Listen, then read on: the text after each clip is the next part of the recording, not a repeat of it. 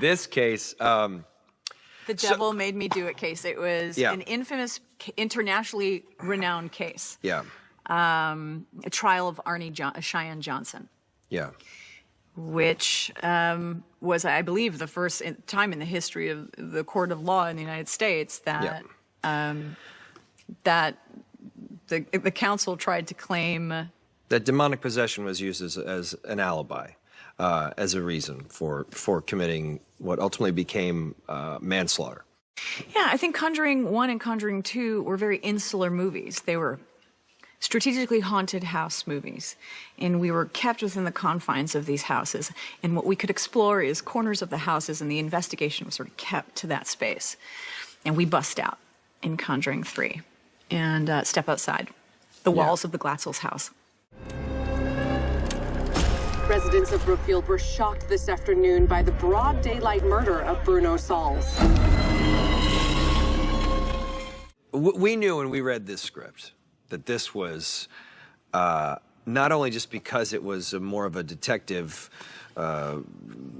thriller more than necessarily a typical haunted house movie, that it was going to be a different feel for a Conjuring movie, although still obviously terrifying.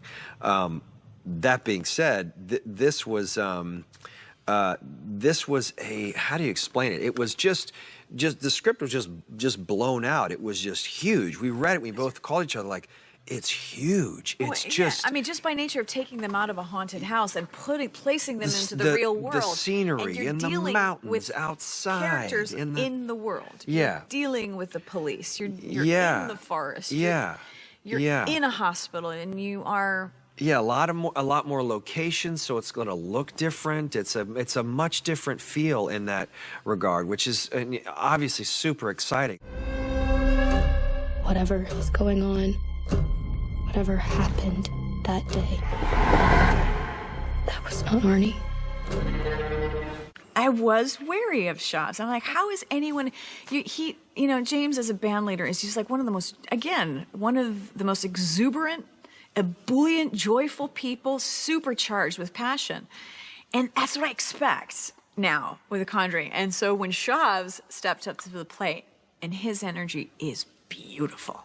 Yeah. He's a real cheerleader. He can get the crew going, us going in 2 seconds flat with his command, his leadership. He has this like silly joyfulness that he revs us up with. Right. And I know even when James came very early on, he knew he was so happy because not only does Shavs have the skill set, but really as you hear us talk, it's so much about your attitude and his ideas and his passion for this project, for this the excitement, this sort of unabashed excitement of like, I'm in the Conjuring universe. Like, it's great.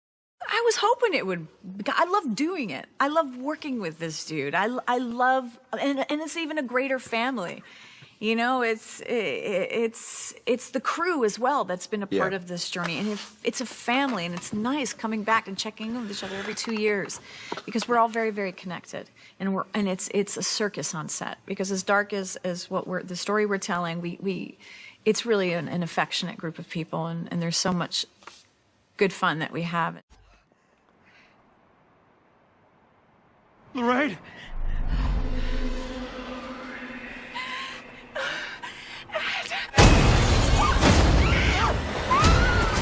Yeah, these lovebirds met at 16 years of age.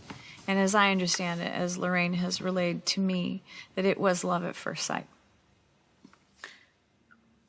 You can't even look at me. Very much like it was like at first sight with us, wasn't it? And so, it's really sweet to be able to glimpse that. And there are flashbacks in the film that take you back to that, that very first moment where Cupid just like got out his arrow and bing! Ow. Got this guy. Ow. And we get to see it through these young actors who are so delicious and so charming and really enchanting and who were really into each other. Yeah, it's very sweet. They had beautiful chemistry. Yeah. And you see that very famous story that Lorraine has told over and over again about, the great love of her life. Within the first few minutes, I think you'll know you're in for a much different ride than you've been on in other Conjuring films. Yes, it will be scary. It wouldn't be a Conjuring film without being a very terrifying movie. But again, I think the fact that we're in a different location, the fact that it's a big movie. It is a big, expansive movie with the added action and adventure, and and a much different feel. So hopefully, as our audiences grow, we grow with them. And the thing is, I don't think you have to see the first and the second to be dropped into this world. Yeah, no. If you're discovering it for the first time, you will not have needed that prior knowledge. It's like an episode of Law and Order.